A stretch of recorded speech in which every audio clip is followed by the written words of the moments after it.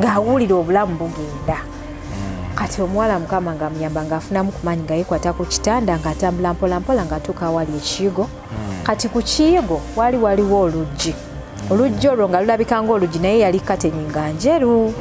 Kati omuwala ategeera atya nti kateni abeera afuluma bw'ati mu kiyigo amaze okweyerako ku mazzi alinganga zzengulu. Yeeyeko ku mazzi ku feesi alwanaganye ne emotions z'alabe ng'adda engulu. Ng'omuwala agwa ku luggi ku gundi kw'okola oluggi olwalimu kateni. Kati bw'avaayo bw'ati ng'ayagala alingizeeyo. Omuwala yalingizaayo kye yalaba mu luggi. Kyali kisofu. Ekisenge nga bakyambaza we bati engoye emyufu nga bataddeko emisumaali nga bataddeko we bati ebiso. Ebiso byonna nga bimasamasa nga wakati waliwo akaliba nga kaliko ensuwa. Ensuwa nga bagibiseko akagoye akamyufu nga bagisibyeko ekyayi. Omuwala byagamba bye yalaba ebyo byonna nga tannaba kugwa ddalo yali akyabijjukira. Era bw'atyo bwe yaminyumiza Mariam kati munnange ng'omuwala ayongera awunga ng'agamba nti kati kuno okufa nakukola ki? Ne kamunguluze yali amuluma yamwamuka. Omuwala yatya ebisooka n'ebisembayo. Yatya yagamba nti yatya okumanya nga yatya. Omusaayi ne gumuyitamu n'agenda mu periods. Yetunuulira bw'ati agenda okulaba omusaayi gumukulukutamu amatonda abiri ne gayiika ku ki? Ku ttaka. Aba akyayimiridde awo anoonya ekikyazaako. Omusajja n'ajja n'aggula oluggi n'ayingira kati yakomawo n'akasajja kali oluggi. Gayi yajja n'akuba omuwala empi. Omusajja ziri zimando okitegedde? Omusajja yazaayo akawala. Omusajja yakwata akaana akato kano kazze nako akasajja n'akazaayo ebweru n'akakwata ne katalaba musaayi guno. Ndowooza kiteeka yali akatangira kulaba musaayi. N'akwata omuwala n'amukuba n'amuyisaamu empi n'amugaa oyagala kunzita malaaya. Mbwagga oyagala kunzita. Sente zange zenkutaddemu oyagala kunzita n'amukuba bubi nnyo kati. Omuwala n'awunga ng'agamba why are you beating me? Why is he beating me? Mu mutima gwe yagamba nga why is he beating me? I was wondering why he was beating me. Sina kyenkoze but he's beating me. Nengamba kati this is between death and life. Ngenda kukola ki? Ngenda kufa. Omusajja ng'awulira obusungu n'amugaa lwaki tewangambye nti oli mu periods. N'obusungu obungi n'amukuba ebikonde ng'awulira ali awantu waliwo enzikiza, empewo emufuuwa, ali mu miti, obudde buzibye, naye ng'awulira obunyonyi obukaaba ekitegeeza nti zeeka zaalinga mu ssaawa 10 ezaddi ez'okumakya. Kati akitegeera atya nti ali mu Najjembe nga baamusudde Jinja Mumabira Najjembe abamanyi ako akatundu omuwala gye baamusuula. Kati omuwala andikirawo okuzimba kati kwafuuka kwa layisi nnyo. Sente ezo osobola ziri omwaka n'ozinywamu shisha n'ozinywamu bbiya, naye w'okwata emitwalo egyo ebiri n'ogitwala ku Sozo Property Consultants n'oziteekayo bwe bagenda kugulira oba kasawo ka seminti oba bulooka. Gwe kasita omala ogula pulotiro genda obukinge ku mitwalo 15 gyokka ojje ng'ogimalayo mpola otandikirewo posesi y'okuzimba. Ojja kweyagala, byonna tubikola, tukuwa pulaani ya bwereere ng'otukuzeeko poloti. Tusobola okuzimbira gwe kasita ojja ng'osasula bw'ogula ebintu bw'osasula tukuzimbira ennyumba yeggwe ate ffe tutunda fanica. Otwerabidde ffe tutunda ffe fanica. Tugenda kuteeramu fanica mu nnyumba yeerabika eti. Gamba nti Sozo Property Consultants, hello, tubeere nga tukutuusaako services zaffe. Assalamu alaikum warahmatullahi wabarakatuh. Abalujja abatulaba nze Hadija Kigozi nga bulijjo ndine muganda nge Saba mu Masaka mu mboozi ya Latifa. Emboozi eyo yali ya mugagga yali ayagala okusaddaaka Latifa. Emboozi naginyumya last year ne Hajati Kulthum abagiraba ku channel awo ng'omwaka guggwako. Right now omuwala alemedde mu rehab.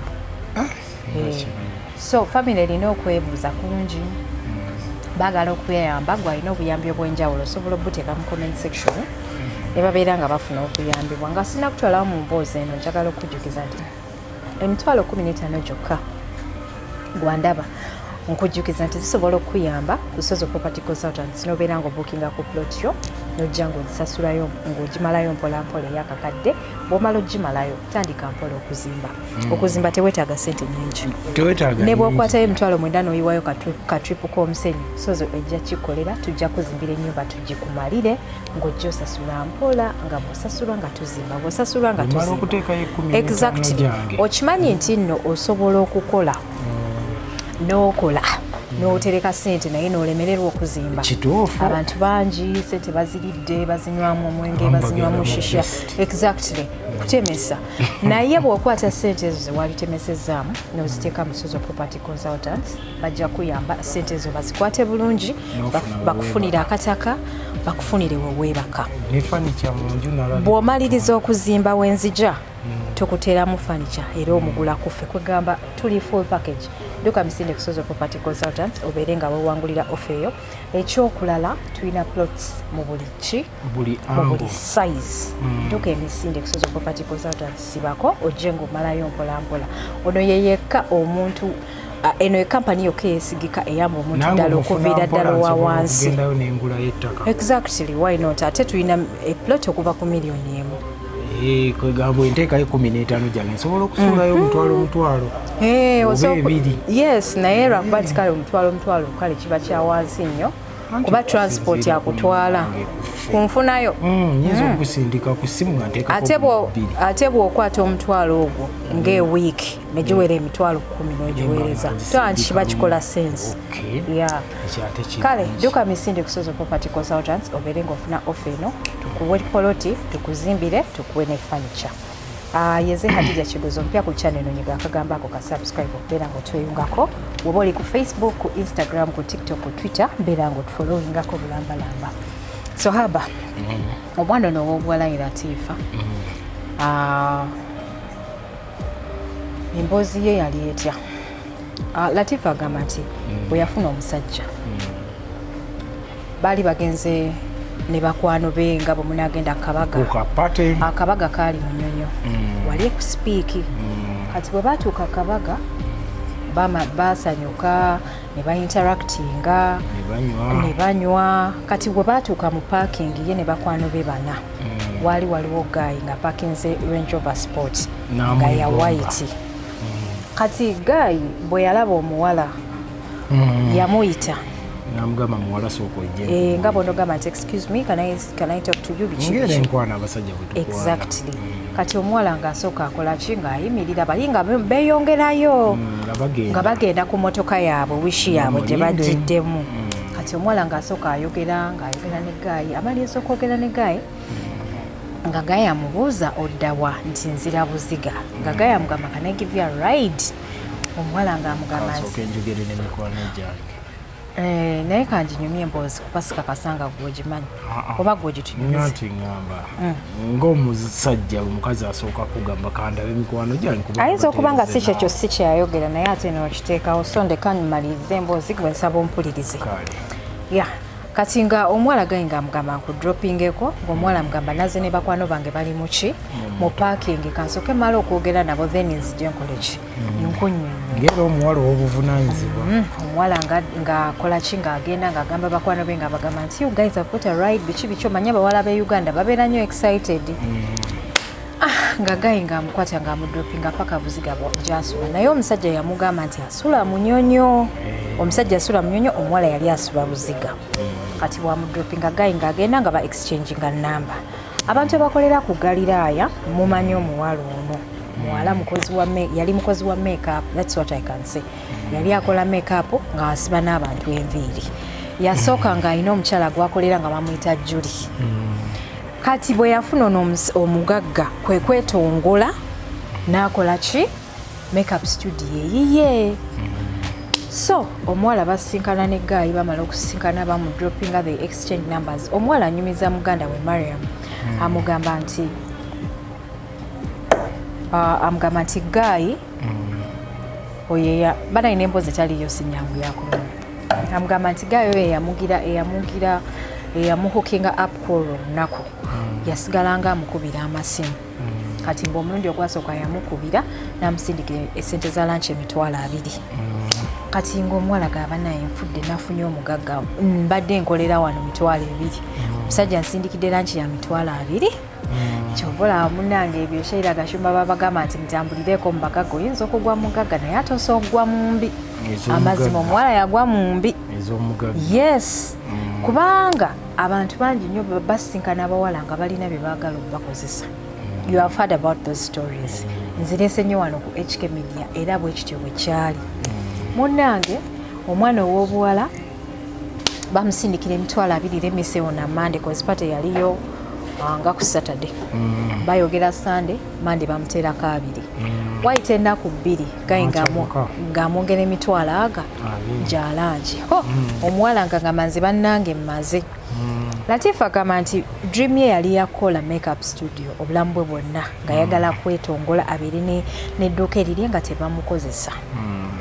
Kati ng'ayongera kwogera na Gayi kati nga Gayi amugamba ngenda kufulumamukko naye nja komawo next week so tujja kubeera tucommunicatinga but our official meeting will be next week ng'akomyewo ngenda kugenda Dubai. Ono ng'akomawo ng'anyumizaako muganda we oyo Mariam ng'anyumizaako abawala abali awo nga bagamba nti bannange nze nkikubye bannange nze namaze okitegedde weebale nnyo. Kati nga omuwala agamba omusajja ono muggyemu ntya ssente amangu nga tannaba kundya. Omuwala ng'akwata gundi ng'akwata simu ng'akubira musajja ng'amugamba okomawo ddi nti nkomawo next week nti buzibu ki nti mami wange mulwadde ali mu ddwaliro ekabasanda Butambala mu ddwaliro.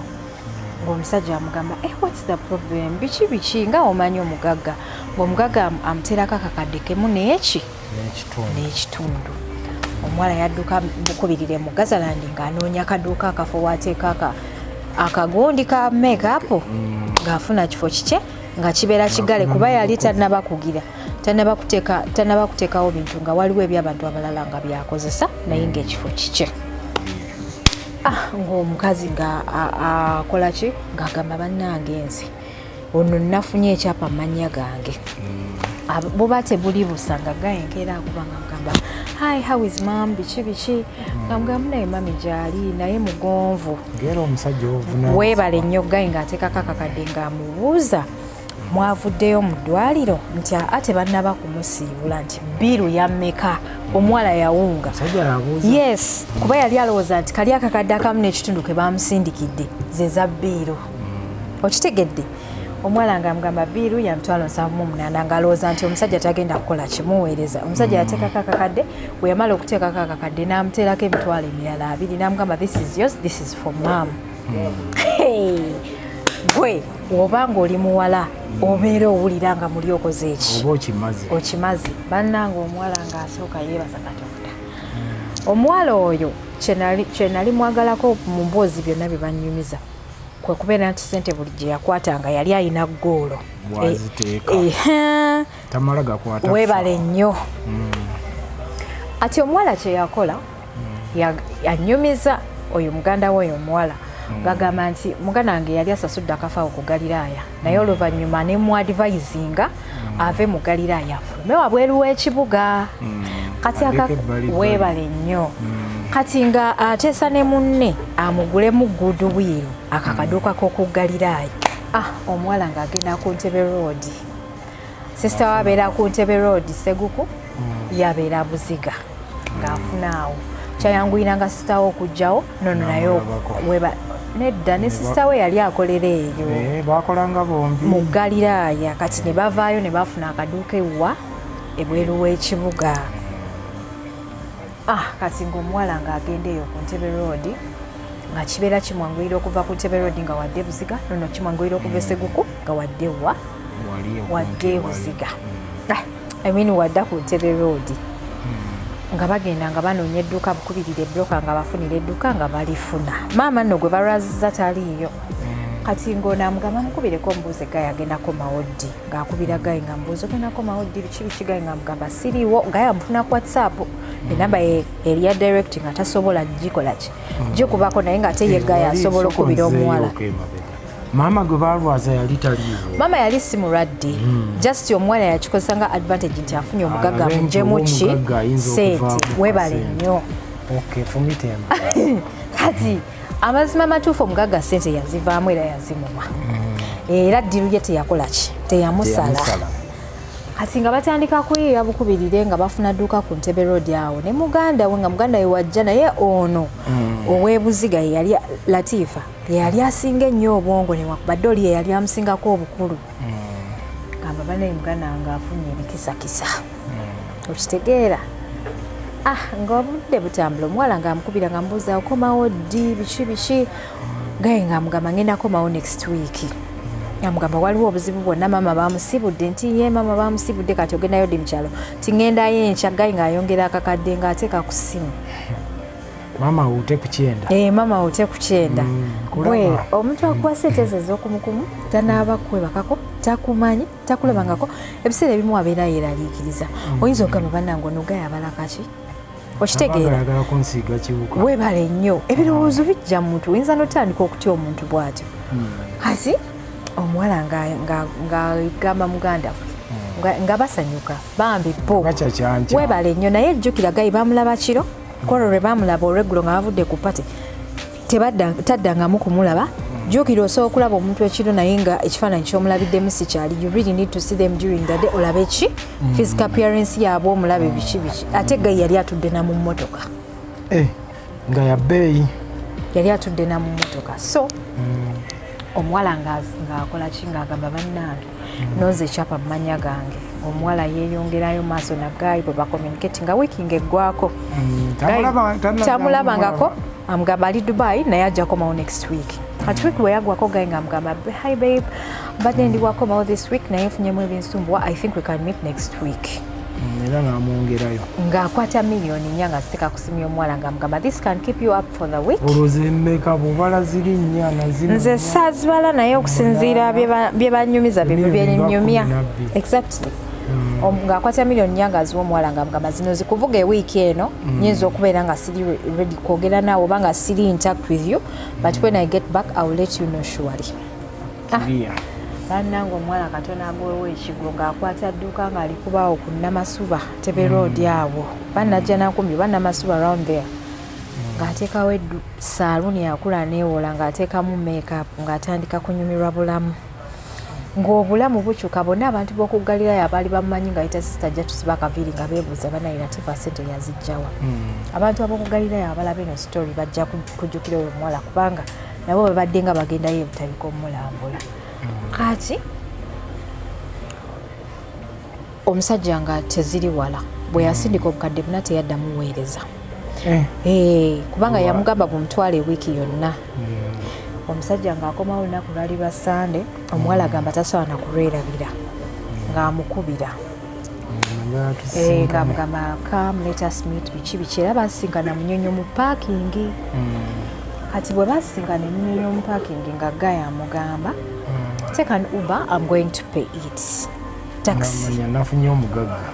Ng'alinnya Uber ng'ajjaawo ennyonyo ng'ayingira munda ng'ava mu Uber ng'ayingira mu motoka yaani ya Gaya. Ng'omuwala ng'ajja nga bayingira omuwala ng'ajja ng'ayingira mu motoka y'Omuggaga ng'ava mu Uber naye Omuggaga tayimirirangako naye tamulabangako bw'afaanana tamumanyi wabula yamulabako olwo mu mmotoka azze amuweerezanga kasente ate kolwa amukimye era atudde mu mmotoka omuntu bw'akugamba nti yingira mu mmotoka omugambako nti oba vaayo oba mpa kuhaaga oba ki okitegeera yamugamba bugambe nti yingira naye yajjaawo mu paakingi n'amugamba nti jangu tugende tuula tugende anyway kale oyinza okugamba nti oba tugenda ku restaurant bwe n'atuuka eyo oba avaamu oba ki kati Mbugayi yavuga ng'ayolekera munyonyo gy'asula omuwala agamba nti eminyonyo gye baamutwala naguno okujja ne bw'omutwalawo tajjukirawo nga kiki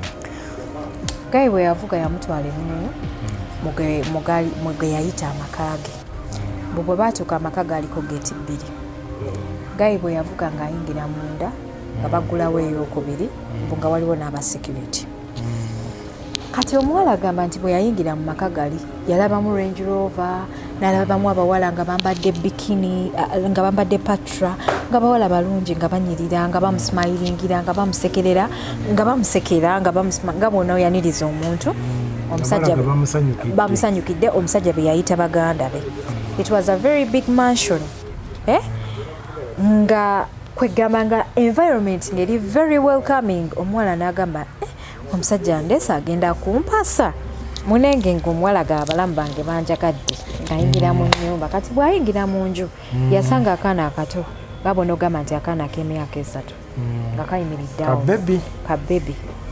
Omwana ow'emyaka 3 era abeera bebi. Kati bw'ayingira mu nnyumba asanga akaana ak'emyaka 3 nga kayimiridde mu nju. Kati bw'akasanga akaana kaamusanyukira kaali kalina erinnyo nga limu nga wasigadde bibuno. N'agamba nange this home is very lovely biki gayi n'amusanyukira n'amugamba you know what tetugenda tulano katugende mu living room eyawaggulu bwebatuuka mu living room gye yayita eyawaggulu kikyali kisenge.